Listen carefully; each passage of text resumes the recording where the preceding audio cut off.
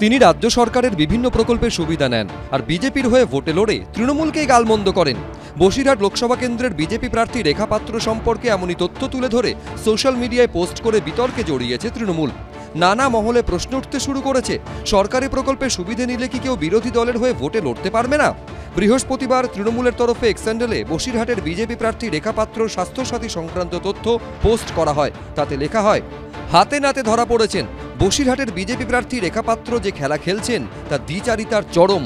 মমতা বন্দ্যোপাধ্যায়ের দেওয়া সব সুযোগ সুবিধে উপভোগও করছেন, আবার দিল্লির জমিদারদের সঙ্গে সমঝোতাও করে চলছেন। প্রধানমন্ত্রী পরের বার ওকে ফোন করলে অবশ্যই স্বাস্থ্যসাথী কার্ড সম্পর্কে জেনে নেবেন, তাতে আমাদের নেতাদের মস্তিষ্ক প্রসূত স্বাস্থ্যসাথী কেন আয়ুষ্মান ভারতের মতো ব্যর্থ প্রকল্পকে ছাপিয়ে গেল সেটা বুঝতে সাহায্য করবে।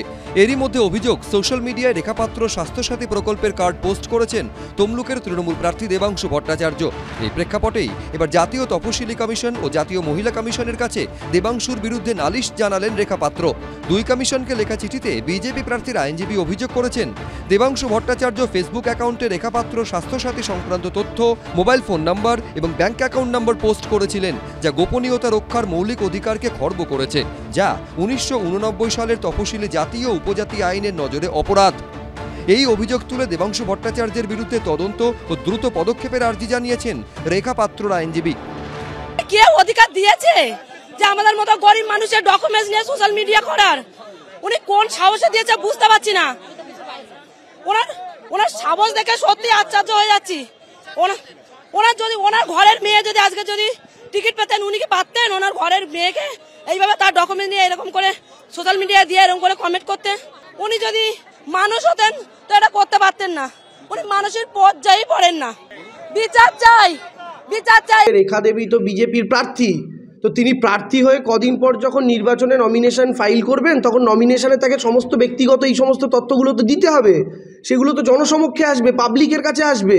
তাহলে সেই সময় তার সমস্যা হবে না? এগুলোকে আজকে ব্যক্তিগত তথ্য বলছেন। আমরা কারোর কোনো গোপনীয় কিছু ফাঁস করিনি। কে কাকে কি দিয়েছিল, সেটার থেকে কার হাতে এসছে, তারপর কে টুইট করেছে, এরকম আমাদেরও যখন সব ফোন নাম্বারগুলো বাইরে বিজেপি বার করে দিচ্ছিল, সেগুলো সব মনে রাখা উচিত ছিল। তৃণমূল জ্ঞানত এই ধরনের কোনো কাজকর্ম করেনি। তৃণমূল মনে করে সরকারের প্রকল্পটা দল করার জন্য। আমার সরকারের প্রকল্প নিয়েছিস, অন্য দলে ভোটে দাঁড়াবি মানে?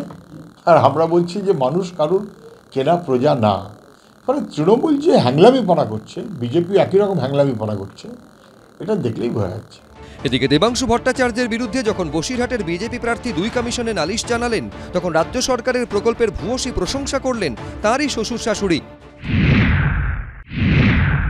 ওই 3 মাস পেয়েছিলাম, ওটা বন্ধ করে দিয়ে বার্ধক্য ভাতা আবার হলো। বৌমারা এ বৌমা ও বৌমা এ বৌমার হয়নি, কিন্তু বহুদিন থেকে ওরা কাগজ জমা দিচ্ছে, কাগজ হয়নি। এ বৌমার হয়েছিল একসঙ্গে আমারই বৌমা, কিন্তু ও বৌমার হচ্ছিল না।